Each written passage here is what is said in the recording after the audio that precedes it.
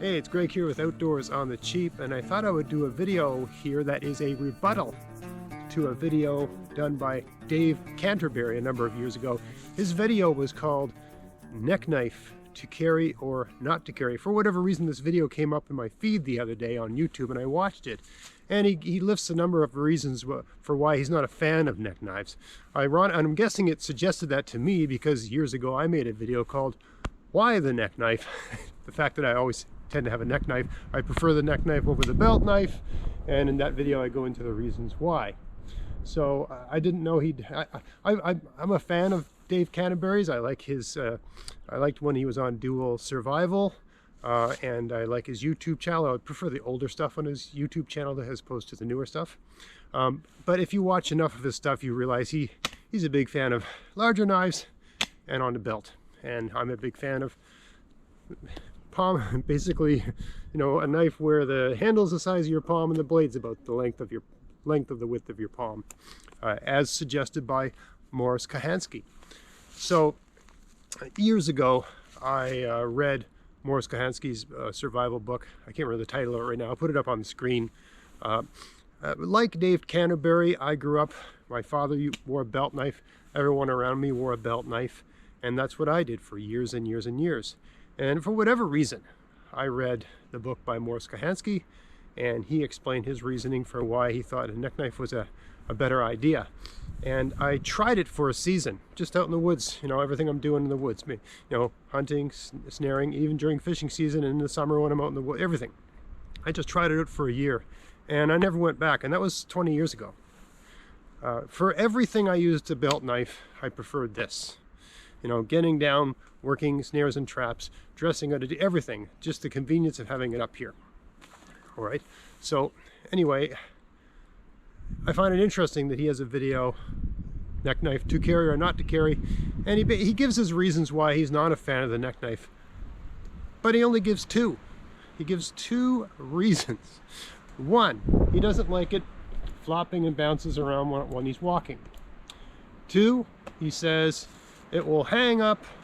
It'll hang up on stuff. If you go, he talks about he's in the eastern woodlands, and it's really thick woods, and you know, if you are going through the thick woods, it can get hung up. You can, I guess, possibly lose it. Maybe it gets slipped up over your head, or it can pull, and you can get ligature marks, or it can strangle you. Or it's a safety concern, I guess, having it around your neck.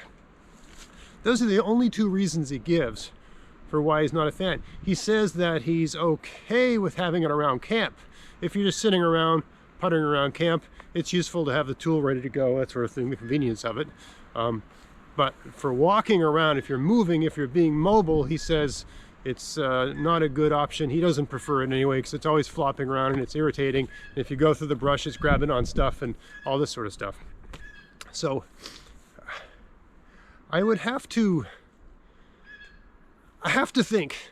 See, when it was suggested that this was a good idea by an expert like Morris Kahansky, and even Dave mentions Morris Kahansky, although he doesn't come up with a reason why he thinks Morris, I don't recall him coming up with a good reason why maybe Morris is wrong to prefer them. I mean, Morris Kahansky is a recognized survival instructor, you know, that sort of, for years and years and years, right?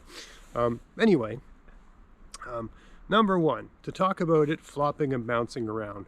He said people tell him to put it inside your shirt like this, right? But if you ever see Morris, he'll either have it out or halfway in, right? What you do is you got a buttoned up shirt and you put it through the buttons like that, okay? You put it through the buttons. That way it's in, and that way you can get at it easily, right? You can get at it easily, right? And you can put it away easily, right? And it's not flopping around. And I live in Nova Scotia, Canada. The woods here are very thick. Really, where I live, if there isn't a path cut through the woods, it's very difficult to walk through the woods without a path made by humans for humans. Sometimes in places you can follow deer trails, but if you follow a deer trail long enough, eventually you're practically on your hands and knees, you're bent over, and you're basically swimming. Right, the brush is so thick. It's all, you know, a good part of the province anyway, certainly the parts of the province I'm in, especially if you're using your compass to do orienteering to get to some location. like and I've done videos about this where I've gone through the woods and that sort of stuff. It is thick and it's heavy. It's fairly open here, but this is not typical. You know, if you go in the wild woods, there's open spaces like this, but if you walk any distance where you're not on an actual trail, whether it's just a hunting trail or whatever, where the brush line's been cleared, you are swimming through the woods. Even following a game trail, if you're following a deer trail, eventually you're going to be on your hands and knees, going under things, and swimming through, because deer aren't as tall as people. And I'm 6'4", so I know all about going through thick woods. Okay, so you know, if you do this, I've been through as thick as it can be. It's not going to hang up on stuff. You're not going to lose the knife. You're not going to get strangled. You're not going to get ligature marks. The only way you could suggest that is if you were thinking about it theoretically and hadn't invested any time, season after season after season, doing everything you ordinarily do in the woods with a neck knife. That's what I think. I'm not saying he's lying. I think he prefers a belt knife, and he's never really given it a fair shake because he's had a tiny bit of experience with it, and maybe he got irritated by a few things like that and said, this is so irritating. I'd rather have it on my belt underneath my jacket. So I've got something like that here, right? This is just another, this isn't a big old knife, it's just a Mora knife, because he speaks a lot about Mora knives in that video. It's a shorter video.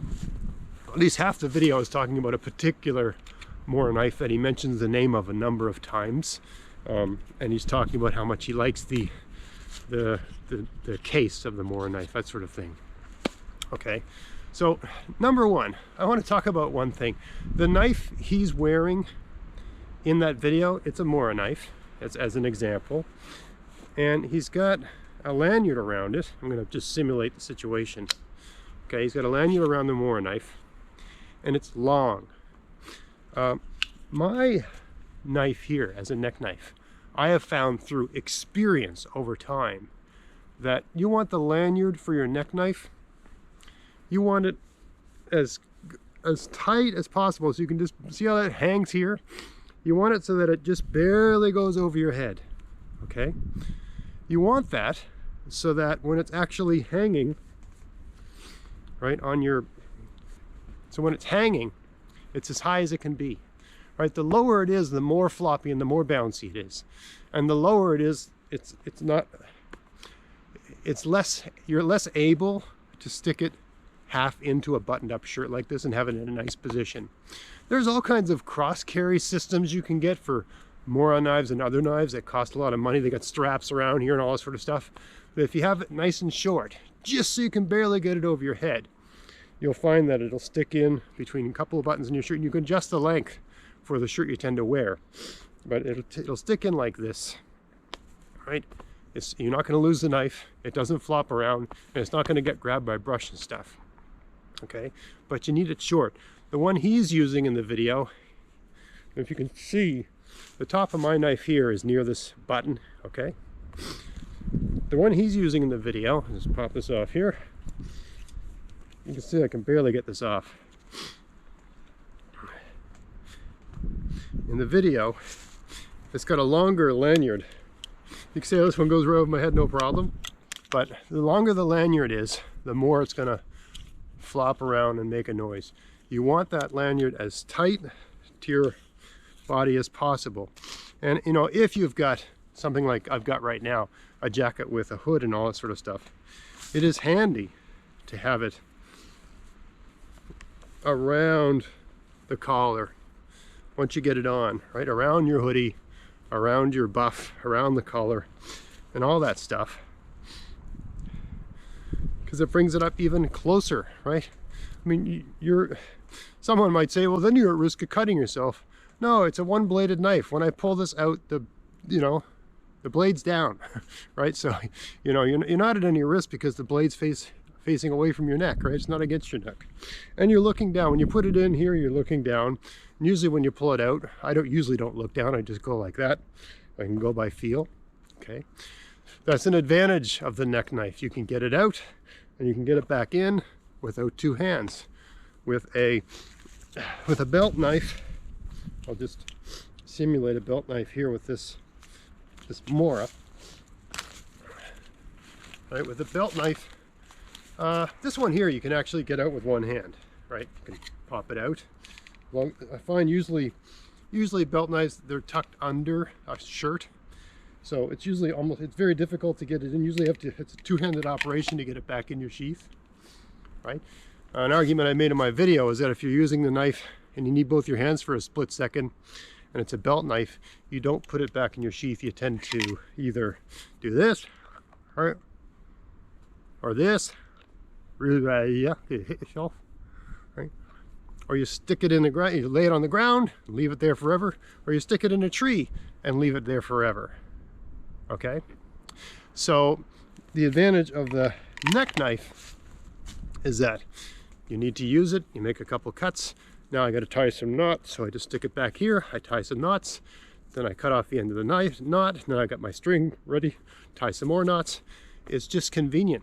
And the reason Morse Kahansky says, I saw this in a video, I don't think it was in his survival book, that he adapted to this is that he took a bunch of, I think it was native women up north in Canada. They were nurses, I think, and he was teaching them a survival course because they had to fly from location to location. There was a risk of the plane going down, and they had to take a survival course. And he noticed that they had a preference for having things around their neck. Like if they had scissors or equipment they used in a hospital, they would have around the neck. And something like they were they changed the situation. They were putting it up around their neck. They preferred it there. And from watching them, he started playing around with the notion of a neck knife, and he liked it a lot. And like him, as soon as I tried it, I liked it. One of Dave Canterbury's arguments for why he doesn't like tucking it in his shirt is that there's moisture in your shirt, and you're going to, that's going to degrade the knife, right? It's going to rust out the knife. I don't know how bad this is a carbon steel knife, okay? Doesn't look too rusty, right? This is, I don't know, I got this one 3 years ago. It just rained. I would say the humidity outside right now is like, I don't know, 90-something%. I would say the driest place in the forest right now is half tucked into my shirt. That this is not moist in here. The air is more moist than inside my shirt, right? But I'm not exactly sure, if it's in a sheath here, how the moisture's getting. It's not like I'm naked underneath this. I've got a t-shirt. Usually I have multiple layers, depends on the time of year, right? But, even if it's the spring or fall, right? I always have some sort of button-up shirt and something underneath it.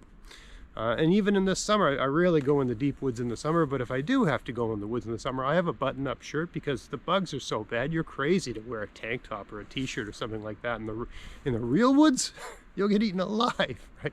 You need some sort of button-up shirt, so you can always still do this, right? But yeah, the argument that there's a moisture and it's going to degrade your knife because the knife's going to rust or something like that because of the moisture from tucking it in your shirt. I mean, I guess if I put it right down against my chest, right, and I worked up a really good sweat, and the sweat, it's not like it's dripping on the knife, it's being wicked up by the leather of the case, I suppose, although that's not likely to happen if you've got, I mean, the knife he was using it as an example in the video was one of these, right? I mean, it was one of these Mora knives, so ain't nothing wicking through that, right? And actually these are designed, Sweden's a damn place, and this is a Swedish company. These are designed for being in the woods in the rain, even when they're carbon steel. They got a wicking hole. I mean, the knife sheath is designed to gather water and lose water, right? So I don't fully understand the concern about the knife getting wet. Knives get wet, carbon steel knives get wet, and if they're unused and untreated and sitting around, yes, they will rust. But if you use a knife in the rain, if your knife gets wet while you're using it, what do you do when you're back in camp? Or what do you do when you get home? You take it out, you dry it off. Wipe it down with a rag.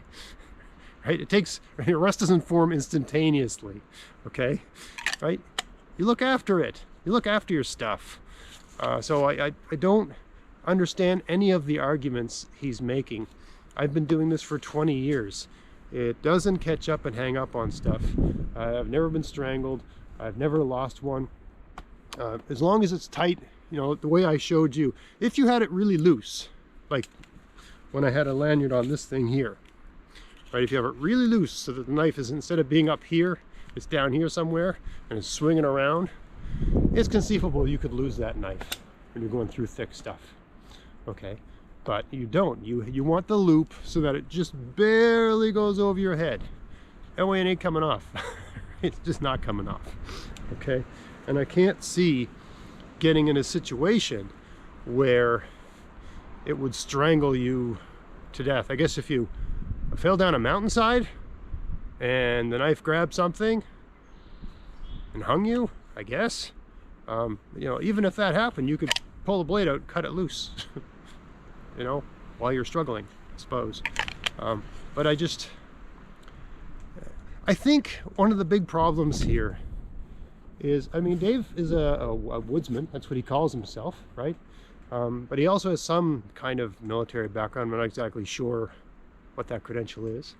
But I think there's something about the military mindset, about being in extreme situations. There's a preference for knives that are weapon-like, bigger, longer, heftier knives. And there's a preference for just thinking a certain way about survival. Where if I view this as a tool, which is how I see it, I don't see it as a weapon for self-defense. I see it as a tool. If you see it as a tool, you want your tools handy and easy to get at and easy to use. And you want them in a functional size as a cutting tool, which is what this is. If you see it as a weapon, you tend to want it bigger and heftier and more badass. And you become concerned. Oh, what if I'm running for my life and I fall down a mountain? And, you know, what if everything that happened in Sylvester Stallone's Rambo First Blood, what if all those things happen to me while I'm out in the woods? Well, I want a built knife in case I fall off a cliff into a lake and don't die from that. All these crazy scenarios, all these extreme, you know, situations, things that potentially could happen to a soldier in a tactical situation that perhaps has to be thought through. But these things aren't going to happen if you're, you know, someone in the woods fishing or hunting or hiking. You're not going to be in a tactical situation. You're not going to be in an extreme situation. You'd have to be running around drunk to, you know, have any of these things happen. So to me, it's like you're taking an option, not even trying an option, because you're concerned about a contingency that is so unlikely to happen that you're denying. I mean, if you're using a belt knife, your likelihood of, I used belt knives for years and I lost knives from time to time, right? Since I switched to the neck knife thing, I never lose a knife, because when you're done with it, you put it here. And if you need to put it down for a couple seconds, you put it here. And it may seem repetitive that I keep honing in on these few points that he made. Flopping around too much, gets fetched up on trees, stick it in shirt, gets sweaty. It's because it's the only arguments he made for why he's not in favor of these.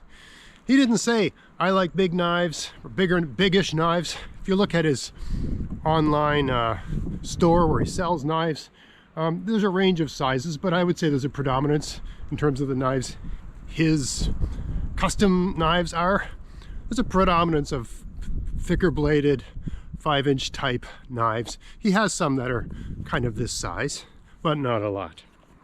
And if you watch a lot of his older videos, he seems to like sort of larger, slightly larger knives. Not huge knives, but slightly larger knives, which aren't comfortable on your neck, and that are better carried as a belt knife. But he doesn't talk about any of that.